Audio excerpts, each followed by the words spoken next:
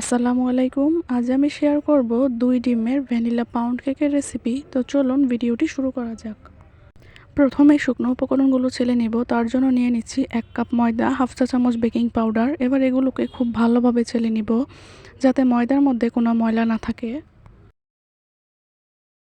শুকনো উপকরণগুলো ছেলে নেওয়া হয়ে গিয়েছে। এবার আমি বাটিটাকে এক সাইডে রেখে অন্য একটা বাটিতে দিয়ে দিব 2টা ডিম।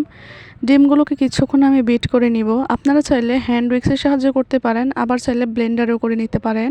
এবার আমি দিয়ে দিচ্ছি 1 কাপ চিনি। চিনিটা দিয়ে ডিমের সাথে খুব ভালোভাবে বিট করে নিব যতক্ষণ না চিনিটা মেল্ট হয়ে যায় আর ডিমের ফোমটাও খুব সুন্দরভাবে তৈরি হয়ে যায়।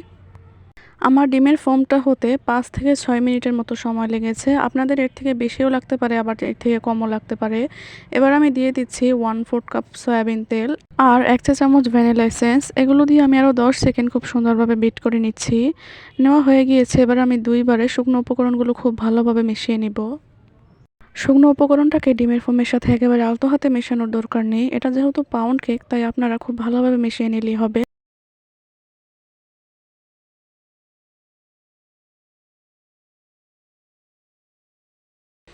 আমার মেশানো হয়ে গিয়েছে। এবার আমি একটা স্প্যাচুলা দিয়ে খুব ভালোভাবে নিচ থেকে নেড়ে নিচ্ছি যাতে নিচ থেকে কোনো শুকনো উপকরণ দলা পাকিয়ে থাকলে তা ডিমের ফোমের সাথে মিশে যায়। এবার আমি একটা মোল্ডে ঢেলে নিচ্ছি। আমি মোল্ডের নিচে আগে থেকে তেল ব্রাশ করে একটা কাগজ বিছিয়ে নিয়েছি।